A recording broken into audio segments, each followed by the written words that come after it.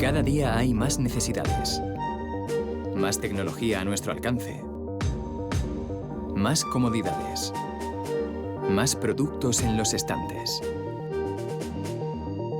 Y cada día surgen nuevas preguntas. ¿Qué hay en nuestros campos de cultivo? ¿En nuestros platos? ¿En nuestros medicamentos? Con la era industrial, ¿el mundo se ha vuelto tóxico? La preocupación aumenta. Los ciudadanos acusan a la industria de ocultar la verdad. La industria lo niega. ¿Cómo saberlo? Entonces preguntamos a la ciencia. Pedimos a los investigadores que sean los jueces de estas nuevas confrontaciones. Exigimos que desciendan a la arena. La ciencia se convierte en árbitro y automáticamente pasa a ser un objetivo, una actividad sobre la que influir, a la que corromper o socavar. Vivimos en un mundo en el que muchas personas están interesadas en luchar contra los hechos científicos e incluso en desacreditar la idea de que la ciencia puede proporcionar la verdad sobre el mundo. Buscan deliberadamente hacer descarrilar la ciencia. Por tanto, es necesario identificar esos ataques, destapar las maniobras de aquellos que intentan frenar el conocimiento. En ese contexto es esencial comprender quién es esta gente, qué hace, por qué lo hace y cómo lo hace.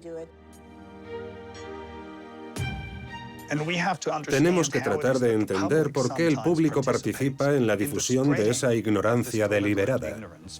Por eso debemos investigar esa fábrica de ignorancia.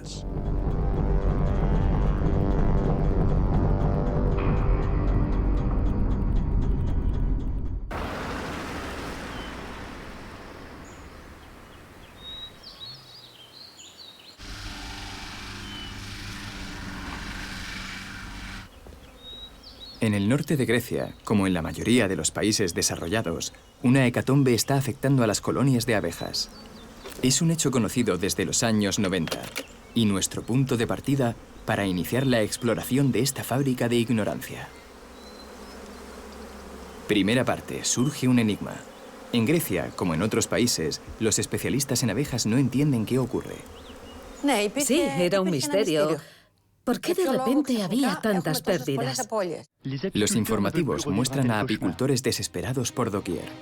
Una alfombra de abejas muertas en la entrada de la colmena. Segunda parte, aparece un sospechoso. Una nueva generación de insecticidas en los campos de cultivo. El último invento de la industria agroquímica de nuestra época. Múltiples ingredientes activos. Cada fórmula de Syngenta es el resultado de años de exhaustiva investigación científica. Tan pronto como estos nuevos productos llegaron a los cultivos, las abejas comenzaron a desaparecer en masa. Por eso, rápidamente, las sospechas apuntaron en esa dirección. Tercera parte, se pide a la ciencia que investigue. Con ese propósito, Fania Gina realiza múltiples viajes de ida y vuelta entre su colmenar y su laboratorio. Los científicos, junto con los apicultores, debíamos encontrar la solución. Pero entonces comenzó el juego del gato y el ratón con la verdad. En el silencio de sus laboratorios, los científicos tienen normalmente la misión de explicar aquello que constatan sobre el terreno. Se les pide que desentrañen el misterio de la muerte de las abejas, del mismo modo que han explicado ya muchos otros fenómenos. El papel de la ciencia es poner de manifiesto mecanismos naturales, llegar a una explicación de los menores hechos observables. Por lo general, así es como avanza la ciencia, esclareciendo cada vez más misterios. Y en principio, nuestro conocimiento del mundo que nos rodea se amplía. Aunque en esa hermosa dinámica se producen desaciertos. Para los observadores de la ciencia, el tema de la desaparición de las abejas es emblemático. En lo tocante a las abejas y los pesticidas, debería haber sido posible investigar, recopilar datos y llegar hasta donde los hechos nos conduzcan. La idea es que una vez reunidas las pruebas que nos dicen lo que sucede, debemos contar la verdad, toda la verdad y nada más que la verdad, con todas las consecuencias. Nos comprometemos en cierto modo a aceptar la verdad de esos hallazgos. Pero en el caso de las abejas, la historia no ha sucedido exactamente así. Desde comienzos de la década de 2000, informes de expertos públicos han demostrado el efecto tóxico de los neonicotinoides en dosis muy bajas en estos insectos. Sin embargo, durante más de 20 años, ninguna verdad se ha aceptado de forma unánime y no ha habido consenso sobre el vínculo entre estos pesticidas y la desaparición de las abejas. ¿A qué se debe?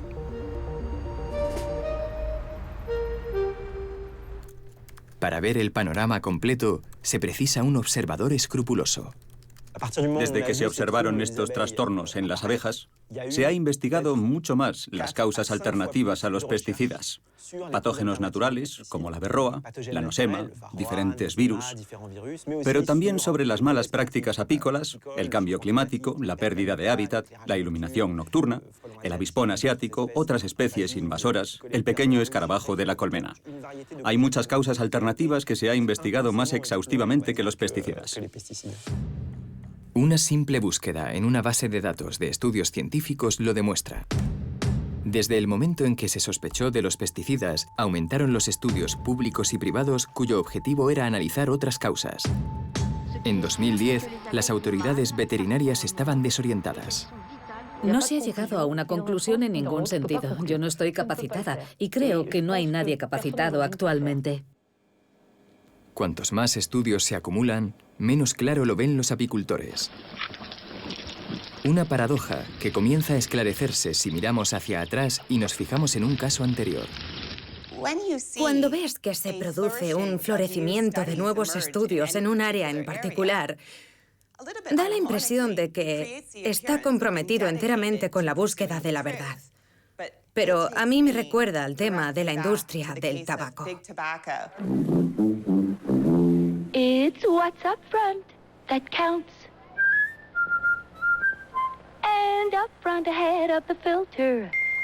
Para comprenderlo, hay que regresar a los años 50, cuando se convivía con el tabaco con una mayor despreocupación.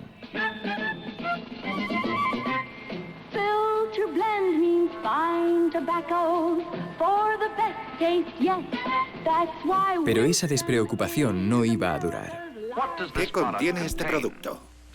En diciembre de 1953, una noticia crea un gran revuelo. Unos investigadores acaban de causar cáncer en ratones, cepillándolos con alquitrán de cigarrillo. Ante tal descubrimiento, se desata de inmediato una batalla. Para las empresas tabaqueras supuso una crisis porque no podían contestar a las pruebas y decir son falsas. Solo podían decir, no lo sabemos.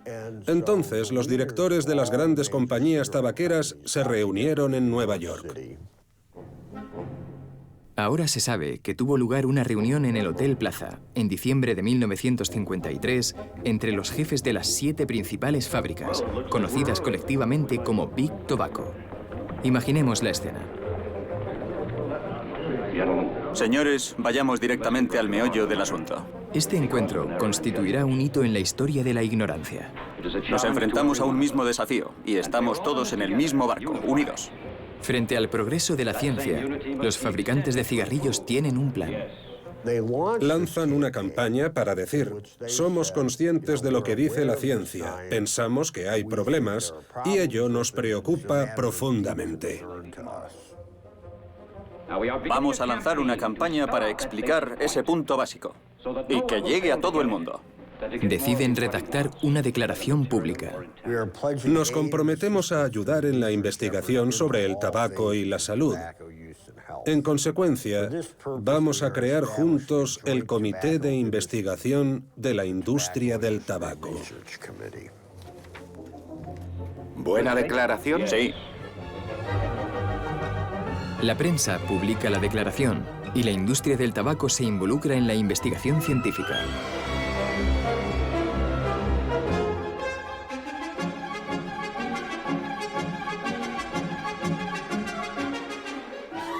Créanme, amigos, para garantizar su placer de fumar y su seguridad, Chesterfield está en la vanguardia de la ciencia moderna. Chesterfield le proporciona hechos científicos. La creación de un centro de investigación sobre el tabaco tiene como objetivo no solo producir conocimiento, sino sobre todo producir un conocimiento que vaya en contra de otros hechos establecidos, de modo que utilizan un método científico contra la ciencia establecida. Se trata, en realidad, de utilizar la ciencia contra sí misma. La utilización manifiesta de la ciencia contra la ciencia supone un auténtico retroceso. Invertir en investigación científica para desacreditar a la ciencia es un retroceso. Pero, ¿cómo se puso en práctica esa decisión? Financiaron lo que yo llamo investigación de distracción. Los laboratorios apoyados por las empresas tabaqueras definen los proyectos de investigación, los proyectos especiales, SP, todo el arsenal de la ciencia de distracción. Se busca, por ejemplo, el cáncer de pulmón en los no fumadores. Se busca su relación con el lugar de residencia, con las condiciones de trabajo, con los hábitos personales. Investigan en conejos si el cáncer de pulmón se puede explicar por toxinas o virus. Big Tobacco, la industria del tabaco, financia generosamente centenares de investigaciones. Algunos proyectos son muy útiles, como la búsqueda de precursores de enfermedades cardiovasculares. Otros son descabellados. ¿La yema de huevo o el zumo de tomate favorecen los tumores? ¿Cuál es la relación entre el cáncer de pulmón y la calvicie? ¿O entre ese mismo cáncer y el mes de nacimiento? Si ha nacido en marzo, afirma un estudio, corre más riesgos.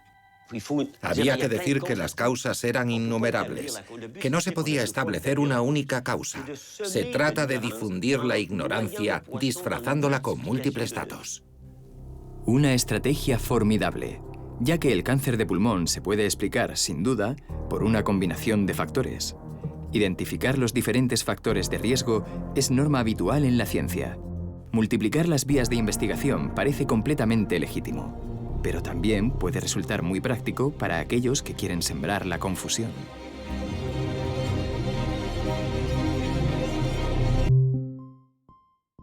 Como resultado de ello, parece casi imposible acusar al sospechoso. Esa estrategia está perfectamente asimilada. Ha servido de modelo a casi todas las negaciones científicas que le siguieron. Es la historia del tabaco y la misma historia que la de la lluvia ácida, la misma historia que la del agujero de ozono, los pesticidas, el cambio climático, los neonicotinoides, el bisfenol A, la píldora anticonceptiva. Hemos visto emplear esa estrategia una y otra vez. Se trata de ganar tiempo. Y es, por desgracia, una estrategia ganadora. En el caso del tabaco, lleva ya 70 años funcionando. En el caso de la muerte de las abejas, el progreso del conocimiento se ha ralentizado también de forma deliberada. Creo que con todo lo que ha sucedido hemos acumulado un retraso de 20 o 30 años. Por tanto, estamos hablando de décadas de desinformación y atraso.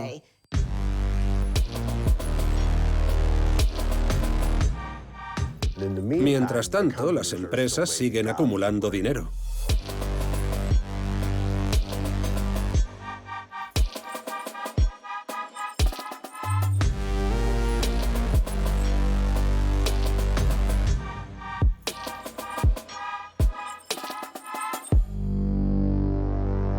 Cuando una mentira científica se construye pacientemente durante décadas, ¿dónde pueden aparecer las primeras fisuras?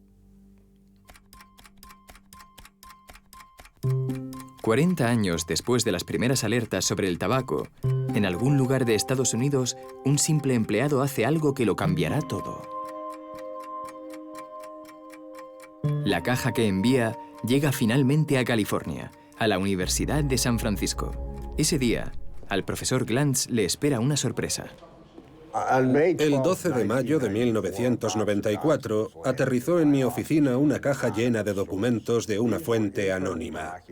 Se trataba de documentos internos provenientes de las más altas esferas de la industria del tabaco, en donde sus científicos, sus abogados, sus directivos, sus directores de relaciones públicas hablaban abiertamente sobre los peligros del tabaquismo. Un auténtico tesoro inesperado para el profesor. Fue como descubrir un nuevo mundo. Las filtraciones de documentos se multiplican y estalla la verdad. Los magnates de la industria están acorralados. Caballeros, los documentos recientemente divulgados han quebrantado mi confianza en que a sus empresas les importa la verdad. Estos documentos sugieren que la investigación científica ha sido manipulada por representantes de su industria. Si esto es verdad, deben saber que esta clase de comportamiento es inaceptable y no será permitida. Frente a la evidencia, los magnates del tabaco se ven obligados a hacer públicos archivos secretos correspondientes a varias décadas. Todos esos documentos constaban de miles de páginas. Actualmente hay 93 millones. Los documentos se guardan ahora en los archivos de la Universidad de San Francisco. Contienen los detalles de una gigantesca manipulación de la ciencia. Las tácticas implementadas, los científicos reclutados, las sumas pagadas. Entre los documentos, una nota interna de 1969 resume por sí sola la estrategia que decidió llevar a cabo la industria tabaquera. Sembrar la duda es nuestro principal activo, ya que es la mejor forma de competir con los hechos que conoce la opinión pública. Es también la manera de establecer una controversia. La estrategia clave es sembrar la duda en torno a la ciencia. La duda es el arma perfecta, es eficaz y perniciosa, porque es una parte integral y legítima de la ciencia, es esencial. Investigamos cosas porque planteamos preguntas, somos curiosos y también dudamos de que la explicación existente sea correcta. La ciencia necesita la duda. La palabra duda es parte integral de la ciencia. La ciencia duda. Pero hay dos tipos de ciencia. Está la ciencia establecida. Hoy no cuestionamos que la Tierra es redonda. No dudamos de que las manzanas caen con una aceleración aproximada de 9,8 metros por segundo cuadrado. Galileo lo midió. Podemos volver a medirlo y obtendremos el mismo resultado. Ahí no hay duda. La duda es la ciencia en marcha, es lo que estamos estudiando. Efectivamente planteamos hipótesis. Por tanto, la estrategia de la duda consiste en hacer que una ciencia estable, aceptada y establecida vuelva a estar sujeta a dudas. Lo que hizo la industria del tabaco fue coger una virtud y convertirla en vicio. Una inversión del método científico contra la ciencia. Eso fue lo que revelaron estos documentos. Un regalo inesperado que fascina a historiadores y denunciantes y que ha sido además fuente de inspiración para una nueva disciplina académica. Hace una semana, ¿quién sabía algo sobre el tema del tabaco?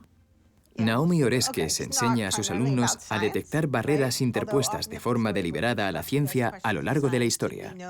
El descubrimiento de toda esta historia de engaños dio origen a un nuevo campo de estudio intelectual, un nuevo campo académico denominado agnotología, estudio de la ignorancia. Había nacido la agnotología. Ahora los investigadores diseccionan los resortes de nuestra ignorancia.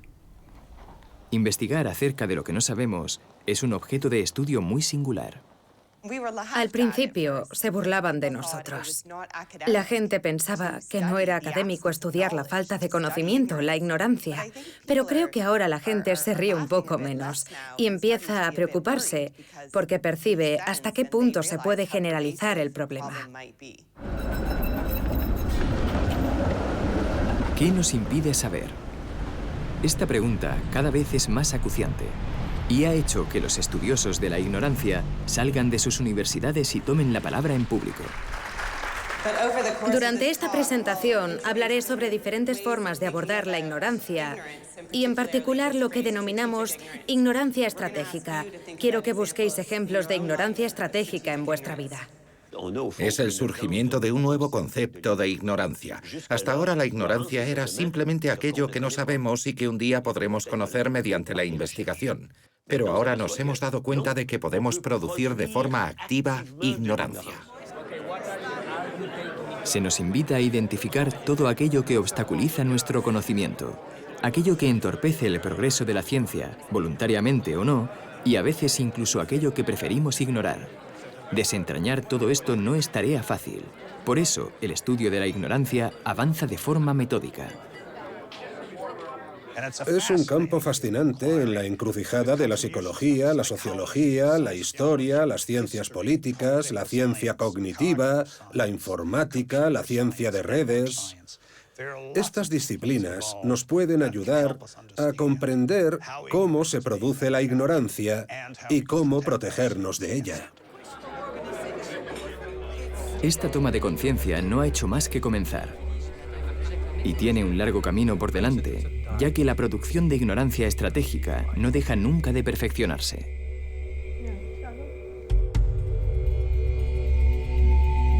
Para detectarla, es a menudo necesario bucear en los detalles de la práctica científica.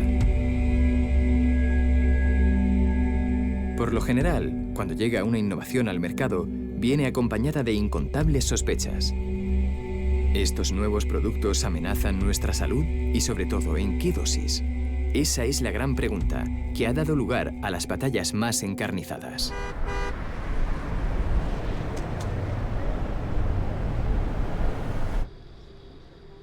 Una de estas batallas surgió en este laboratorio, un día de 1989. Carlos Sonnensheim y Ana Soto son biólogos. Llevan años investigando para desentrañar el misterio de la proliferación celular en el cáncer. De repente, ante sus ojos, células de control cultivadas en tubos de ensayo comienzan a proliferar sin razón aparente. Fue una verdadera investigación a los Sherlock Holmes para intentar descubrir de dónde provenía aquello, porque lo primero que hay que hacer es identificar el origen. Revisaron todos los instrumentos del laboratorio. 4 meses de suspense. Y finalmente, localizaron al culpable. Los tubos de la centrifugadora. Están hechos de un material que debería ser inerte, pero no lo es. Este plástico contiene y dispersa una sustancia que actúa como una hormona, el estrógeno. Nos perturbó enormemente este descubrimiento. Para nosotros fue muy preocupante. Si una sustancia semejante se localiza aquí, ¿en qué otros lugares se puede encontrar? ¿En los juguetes, las botellas, los contenedores de comida? ¿En todos los plásticos que acaban en el medio ambiente? ¿Y afecta ello a nuestro organismo? El objetivo es establecer las dosis a las que la población puede exponerse sin que su salud corra grave peligro. Esa cuestión es la madre de todas las batallas. El efecto de un producto determinado sobre la salud es lo que estudia la toxicología. La regla admitida desde hace siglos es simple y parece de sentido común. El efecto es proporcional a la cantidad absorbida. Sucede con el azúcar, sucede con las grasas y con cualquier producto. Según las reglas toxicológicas, es la dosis lo que produce el veneno, lo que significa que por debajo de una dosis determinada no hay veneno. Según esta regla, un material plástico que tiene las características de una hormona y que acaba, por ejemplo, en la boca de un bebé, no será necesariamente un problema, ya que la cantidad de estrógeno sintético que éste ingiere al beber será ínfima. ¿Verdadero o falso? La batalla acaba de comenzar.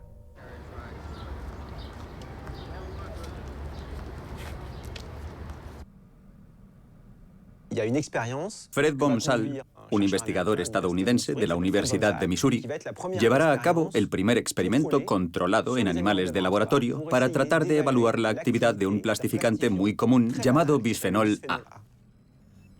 Esto tiene la misma estructura que un medicamento estrogénico. Utilizan una hormona sexual para fabricar plástico. Es de locos.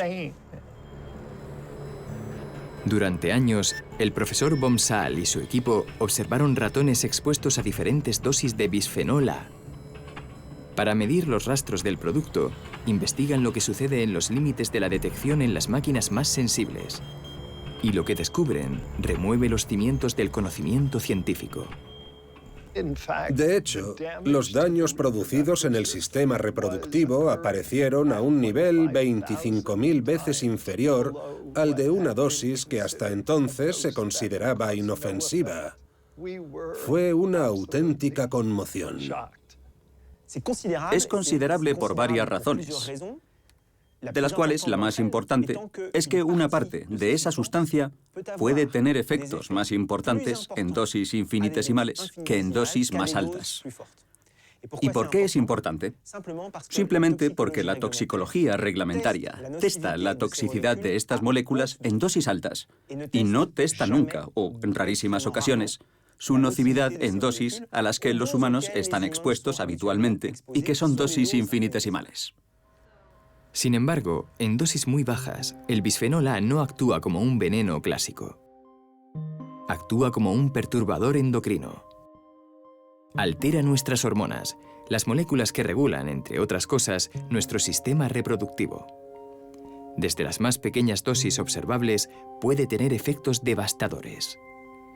En otras palabras, entre la dosis y el efecto de un producto, la investigación comienza a descubrir relaciones muy inesperadas, lo que está produciendo un seísmo en el campo de la toxicología. Estábamos rechazando su dogma. La comunidad de toxicólogos no lo ha aceptado. Dijeron que lo rechazaban de plano. La resistencia de los toxicólogos fue de buena fe y resultó también providencial para los fabricantes de plástico. No siempre se intenta hacer descarrilar a la ciencia de forma intencionada. Sucede que a veces, sin saberlo, algunas personas pueden servir a los intereses de gente que quiere producir ignorancia estratégica. Hay muchas maneras de producir ignorancia, de forma maliciosa, de forma involuntaria o incluso teniendo buenas intenciones al principio. Por tanto, es muy importante para nosotros estudiar todas las formas en que se produce ignorancia, porque todos aquellos que la producen no son necesariamente malos, pero algunos sí. La industria del plástico financia investigaciones alternativas, gracias a las cuales, año tras año, sus portavoces proclaman que las dosis bajas son seguras. Más de 100 estudios independientes han mostrado que la exposición al bisfenol A en la vida real es unas 1000 veces inferior al límite de ingesta segura. Yo digo una cosa y los industriales dicen otra. Así que había que explicar de dónde provenía esa diferencia de discurso. Bonsall quiere comprender. Recopila estudios publicados sobre el asunto y, como verdadero agnotólogo, comienza a investigar para descubrir por qué sus conclusiones divergen. En aquella época no dormía demasiado. Tomaba mucho café, sí. El 93% de los estudios publicados concluye que el bisfenol A tiene efectos en dosis muy bajas. Si bien ninguno de los estudios financiados por la industria lo afirma. Y finalmente, descubre la razón principal de esa diferencia. Más que una mentira, se trata de un auténtico truco de laboratorio. Dedicaron mucho tiempo y esfuerzo para llevar a cabo un estudio que demostrara que ese producto químico no tiene efectos. ¿Cómo hacerlo? Primero encontramos un modelo animal adecuado. Todo comienza con los catálogos de ratones y ratas de laboratorio. Se escogen según sus parámetros biológicos. Se encargan a medida, personalizados según las necesidades del ensayo a realizar. Y se solicita el envío al laboratorio. Los industriales utilizaban un animal muy particular para intentar demostrar que el bisfenol A no es peligroso. Si quieres demostrar que el bisfenol A no es una molécula estrogénica, escoges una rata en la que el bisfenol A no se transforme en un compuesto estrogénico. Así que debes tener mucho cuidado con el modelo de rata que eliges, porque puedes escoger el modelo equivocado y te puedes equivocar por no saber o por saber demasiado. ¿Cómo se puede hacer eso? Una rata para exonerar el bisfenol A. Un truco más en la bolsa de los ilusionistas de la ciencia.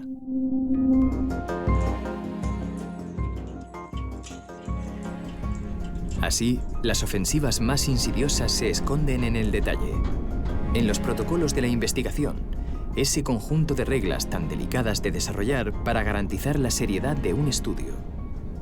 Basta con un protocolo corrupto, una regla falseada, para hacer descarrilar el progreso científico. Lo que está en liza es que las decisiones políticas se basen en hechos, que una decisión política se base en la mejor evidencia disponible o se conciba para satisfacer a una industria en particular y su búsqueda de beneficios. Los fabricantes de ignorancia tienen un objetivo: las asambleas democráticas, los parlamentos, que prohibirán o permitirán un producto sospechoso. Vamos a pasar a votar este proyecto de ley. Si dejamos de basar las políticas en los hechos, habremos renunciado a la democracia. De vidrio o de plástico. A partir de ahora, los biberones no contendrán bisfenol A. Aquel día, el gobierno francés prohibió los biberones afectados. Pero la prohibición solo atañe a un único interruptor endocrino, presente en un solo artículo, vendido en un solo país. Una victoria con cuentagotas 20 años después de las primeras alertas. Constituye un grave problema de salud pública que se está ocultando. En la población se observa un aumento considerable de trastornos metabólicos, de obesidad, de diabetes, de cánceres hormonodependientes, de trastornos neuroconductuales, de infertilidad. En esta explosión de casos, los interruptores endocrinos son los principales sospechosos, ya que nuestro organismo está imbuido de ellos. Durante este tiempo, los defensores de la industria del plástico siguen sembrando dudas. Un producto químico en nuestro cuerpo no es necesariamente nocivo. Estas afirmaciones se vierten en Internet. El bisfenol A es inofensivo.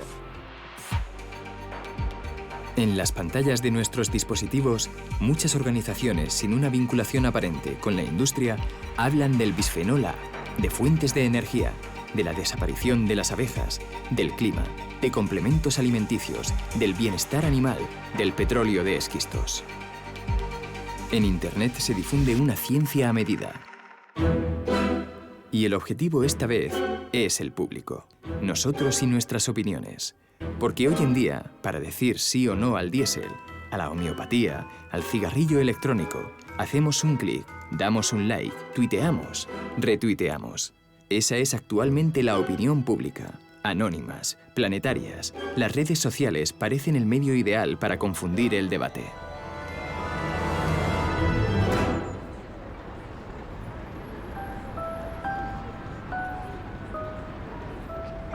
Aquí se escruta este debate global. También podemos hacerlo por ratio. Aquí lo tengo. En el Instituto de Sistemas Complejos hay matemáticos, informáticos, especialistas en datos. Desarrollan herramientas para analizar la conversación permanente en las redes sociales. Beneficioso para el planeta. Un tuit de Trump.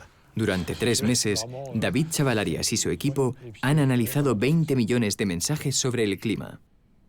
Todos pertenecen a la red Twitter y provienen de todas partes del mundo. ¿Quién habla a quién? ¿Y cómo se disputan este espacio virtual los escépticos respecto al cambio climático y sus adversarios? Los investigadores han desarrollado un sistema para visualizar esta gigantesca controversia. Un resplandor muy llamativo. Un punto es una persona. Una línea significa que una persona ha compartido el mensaje de la otra. Cuantos más mensajes se transmiten entre los usuarios, más se acercan entre sí los puntos. Estos 2 puntos están en la frontera entre 2 comunidades. Y ante sus ojos, la materialización del mayor debate científico del mundo. Estas cuentas de Twitter forman la comunidad de escépticos respecto al cambio climático. Y podemos ver que esta comunidad climatoescéptica es muy distinta de esta otra, que se compone de cuentas que llegan a un consenso sobre el clima. Y aquí tenemos 140.000 cuentas. Es mucha gente. Una vez que este debate se ha hecho observable, ¿A qué conclusión podemos llegar? En el lado de los escépticos, el núcleo siempre está activo, siempre están tuiteando. Son menos numerosos, pero siempre activos. Tratan de equilibrar así el debate. Exactamente, son hiperactivos. Tienen cuentas que han enviado 100.000 o 200.000 tweets en 10 años. Es increíble. De esa manera colonizan Twitter. Es de locos. Un núcleo duro que difunde argumentos en cantidades astronómicas. Es la baza principal de los climatoescépticos en esta guerra territorial. Suficiente para mantener a esta comunidad a pesar de las evidencias que se van acumulando.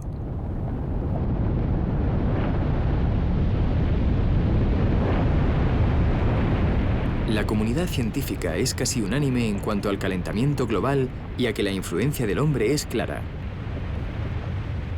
Pero ello no significa que este consenso se imponga en las redes sociales. Con mucha frecuencia hay hechos científicos que contradicen las teorías escépticas sobre el clima, y es potencialmente peligroso para esa comunidad porque puede perder miembros. Entonces se produce una reacción casi inmunológica, y se inundarán las redes de hechos alternativos y serán visibles porque estamos en un entorno globalizado. Por tanto, sin las redes sociales, sin comunidades de esa envergadura, no podrían sobrevivir a hechos que contradicen tan mordazmente sus creencias.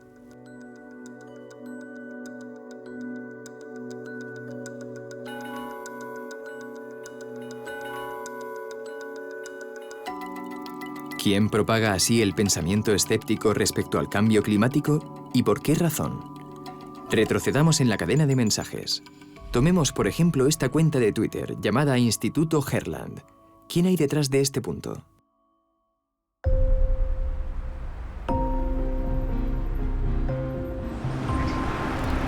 El Instituto Herland es esta casa baja al borde de una calle tranquila. Unas oficinas donde el ajetreo brilla por su ausencia. Nos encontramos, sin embargo, en uno de los laboratorios de ideas más prestigiosos del mundo. Aquí se producen tweets, pero también artículos, conferencias, libros. El Instituto Herland tiene un experto en temas climáticos y un director de comunicaciones. Ninguno de ellos es científico, lo que no impide que esta organización difunda profusamente una ciencia contraria al cambio climático. Los hechos científicos más convincentes muestran que no existe crisis climática. No nos enfrentamos a nada de eso. El Instituto Herland es mundialmente conocido por nuestro trabajo con científicos que son escépticos en cuanto a que los humanos estén causando una crisis climática. Y es probable que mucha gente en todo el mundo nos odie porque somos muy conocidos por ello. Cuando la comunidad escéptica respecto al cambio climático se reúne, el Instituto Herland siempre está a la cabeza, actuando como patrocinador o copatrocinador de conferencias como esta, en Múnich, Alemania.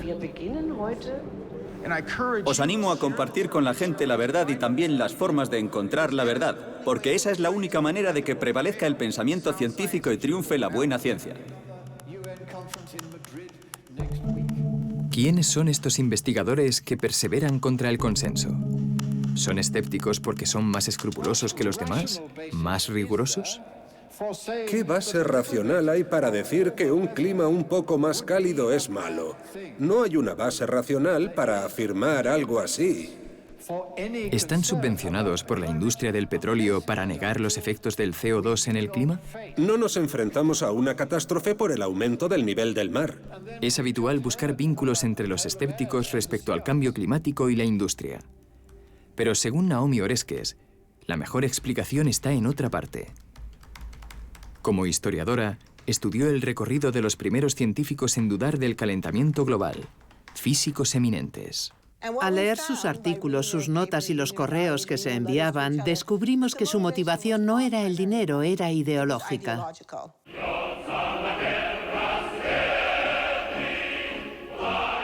Aquellos físicos tuvieron papeles destacados durante la Guerra Fría, creían profunda y sinceramente en la amenaza comunista. La arena de la confrontación entre la Unión Soviética y los Estados Unidos en aquella época era la carrera espacial. Para ostentar el liderazgo en la Tierra, Estados Unidos necesita el liderazgo en el espacio. Los físicos estadounidenses se movilizan para crear un programa militar y espacial. La ciencia al servicio de una idea. Pensaban que sus trabajos científicos ayudaron a contener la amenaza comunista y a proteger la democracia estadounidense. Posteriormente, el mundo comunista se derrumba. Victoria para Estados Unidos y para los físicos comprometidos con la cruzada por su supremacía. Sin embargo, no abandonan la batalla. Se celebra una conferencia en Washington. Entre los oradores, Fred Singer, un pionero de la conquista espacial. Pero no interviene para hablar de cohetes, sino del clima. En primer lugar, deben saber que no existe un argumento científico real que respalde el supuesto calentamiento global. Cuando la Guerra Fría terminó, se diría que necesitaban un nuevo enemigo. Y lo encontraron en los ecologistas, a los que veían como comunistas enmascarados. ¿Qué quieren? ¿Cuál es su verdadero objetivo? Su verdadero objetivo es el control político de la economía. La pretendida crisis climática es su pretexto para hacer lo que siempre han querido hacer. Se trata de remodelar la sociedad a la imagen del socialismo. El Instituto Herland se planta y dice no. Siguiendo la estela de aquellos científicos que abrazaron una ideología, el Instituto Herland es el heredero de una época. Yo soy hijo de la Guerra Fría. La libertad es un tesoro.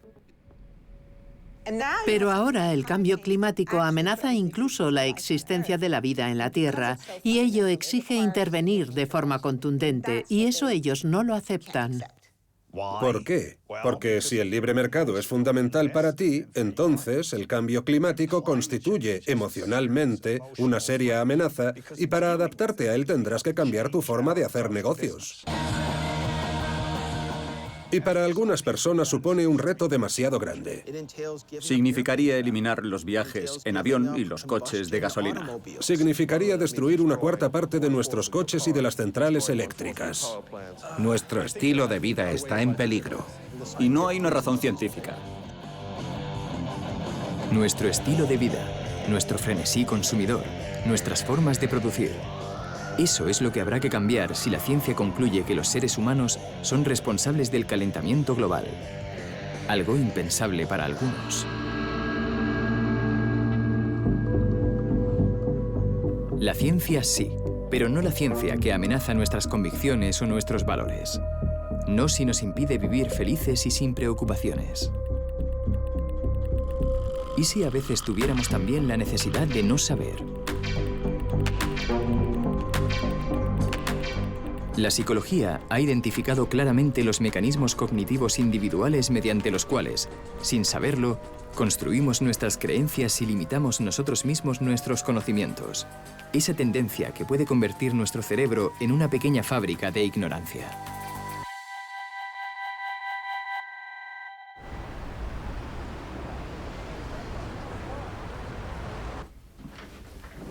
El profesor de psicología en la Universidad de Bristol, Stefan Lewandowski, estudia las complejas relaciones que tenemos con la ciencia. Se pregunta cómo podemos hacer frente a un consenso científico que nos incomoda. Si te sientes amenazado por la ciencia sobre un tema y ves que casi todos los científicos están de acuerdo, te encuentras en una situación de conflicto. Se producen disonancias cognitivas. ¿Qué hago con mis creencias si todos los científicos están de acuerdo en que aquello en lo que creo está amenazado? Hola, tú debes ser Eli. Soy Stefan Lewandowski. Bienvenida al experimento y gracias. El profesor ha ideado un experimento y recibe a los sujetos que se han prestado a participar. Gracias por venir. Vamos al laboratorio. Aquí está. Siéntate frente al ordenador, por favor. Simplemente quiero que leáis el texto y luego hagáis clic en la parte inferior cuando estéis listos para continuar. En primer lugar, Stefan quiere evaluar la actitud frente a cuestiones científicas, orientación política y simpatía por las teorías de la conspiración de cada uno de ellos. Para ello, sitúa a los participantes frente a decenas de afirmaciones. Estos deberán decir si están de acuerdo o no. Los hechos ya no existen. Las organizaciones secretas pueden manipular psicológicamente a la gente. El socialismo tiene muchas ventajas sobre el capitalismo. De 100 climatólogos, ¿cuántos, según usted, creen que el CO2 es la causa del cambio climático? Bien, ahora vamos a analizar los resultados del experimento. Los resultados muestran una correlación entre sus convicciones políticas, su simpatía más o menos pronunciada por las teorías de la conspiración y lo que piensan de cuestiones científicas. Cuando les pedimos que expliquen por qué existe un consenso científico, recurren a teorías de la conspiración cada vez que ese consenso entra en conflicto con su visión del mundo. Sobre la vacunación, el cambio climático. Para desechar el consenso científico es muy útil decir: los científicos se conforman con un pensamiento único, o tienen ambiciones políticas, o todos forman parte de una conspiración. Cuando digo eso, puedo aferrarme a mis convicciones y rechazar el consenso científico. Y es paradigmático y resulta realmente sorprendente en el caso del cambio climático, porque cuanto más conservadora es la gente, más piensa que los científicos están conspirando para llegar a un consenso. ¿Una verdad científica amenaza su visión del mundo? Adopte una teoría que le permita decir que todos los investigadores están en connivencia contra la verdad. ¿Qué quieren? ¿Cuál es su verdadero objetivo? La pretendida crisis climática es un pretexto. Sobre numerosos temas reina la conspiración, y cada uno proclama su teoría. El coronavirus, fabricado genéticamente, contiene nanopartículas que pueden activarse posteriormente por medio del 5G. Las vacunas y las nanopartículas se inyectan de forma simultánea en nuestro cuerpo. Esta pandemia es algo que se ha organizado. El crimen perfecto contra la humanidad. Y la cura no quieren proporcionárnosla. Los rumores y contrarrumores se propagan. Unos denuncian conspiraciones científicas y otros denuncian a quienes denuncian. Noticias falsas. Comparte esta noticia. En las redes sociales es un bando contra otro. Puedes decir sí ahora mismo. ¿Han suplantado estos enfrentamientos al lento y minucioso proceso científico? ¿Será, al final, a cada cual su verdad?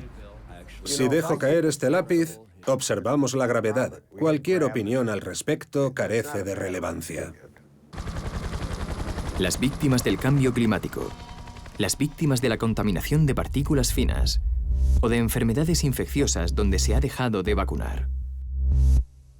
Estos rostros son un recordatorio de que rehuir la verdad científica tiene consecuencias. Los hechos siempre terminan prevaleciendo. Y pese a todo, nuestros conocimientos progresan, se van construyendo, venciendo dificultades a lo largo de la historia.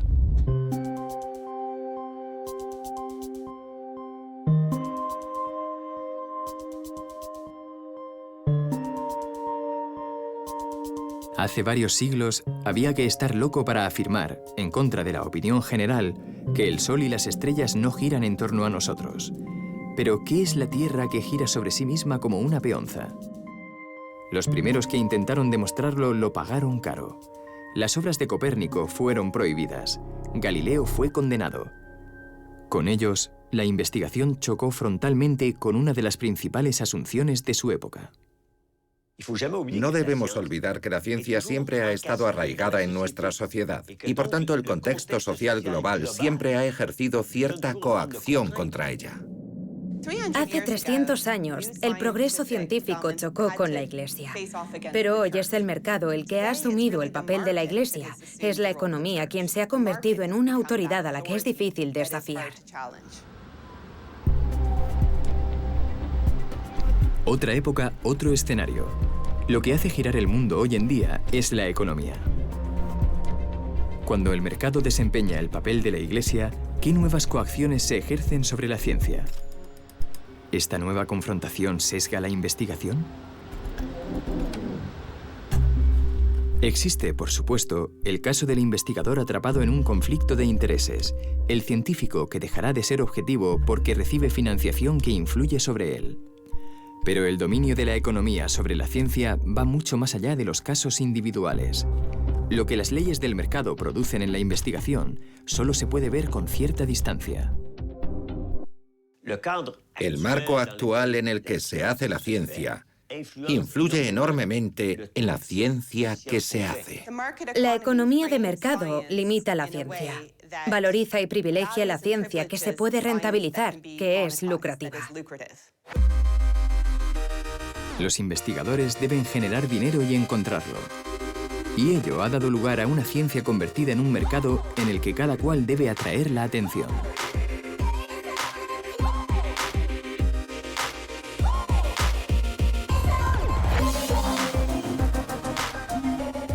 En realidad, todos los laboratorios están compitiendo. Deben hacer valer sus especificidades y utilizar las palabras clave que estén un poco de moda. A comienzos de la década de 2000, la palabra clave era genómica. Si decías que estabas trabajando en genómica con fines médicos, recibías millones de dólares. Por tanto, en el año 2000 el investigador debía decir la palabra genómica. En 2010 debía decir nanotecnología. Y en 2020 debe decir inteligencia artificial. Bueno, Sofía, creo que ya estás preparada. La competencia actual orienta a la ciencia en una dirección determinada. Han mejorado un poco mi mente, mi inteligencia artificial. Esto es genial. Puedo andar. Y entre tanto hay todo un conjunto de campos desconocidos que permanecen inexplorados. Por estar menos de moda o ser menos rentables a corto plazo, algunos territorios científicos son excluidos. Algunos investigadores han definido lo que ellos llaman la ciencia no hecha. Se trata de dominios científicos inexplorados que no se estudian porque el atractivo comercial para hacerlo es escaso. La Undone Science, o ciencia que no se hace, es el experimento que no ha lugar, el laboratorio que ni siquiera se ha abierto. Es un estudio epidemiológico que no existe porque nunca se ha financiado. Son las obras científicas que nunca se han escrito. La tesis médica que nunca se ha publicado. Son los vastos territorios de la ignorancia que no se exploran porque no reportan nada. Porque preferimos no saber. O porque nunca hemos pensado en ello.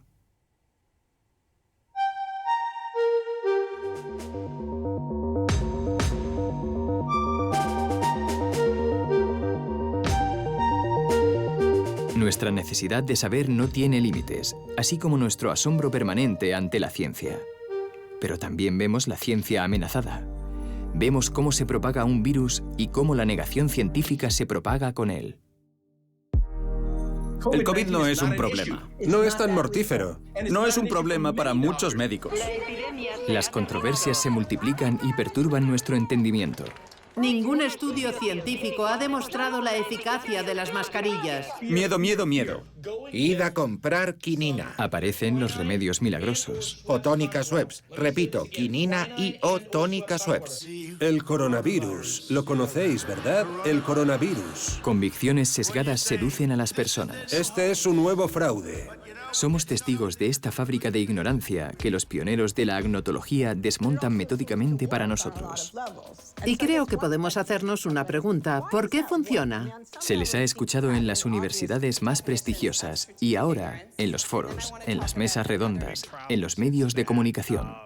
Para que los científicos puedan investigar. Y cada vez más en las comisiones de investigación y parlamentos. Mi testimonio se basa en 15 años de investigación en ciencia climática. Son todavía poco numerosos. Son ideas preconcebidas sobre un tema. Pero para nosotros, el público, los ciudadanos, son una nueva fuerza con la que contar.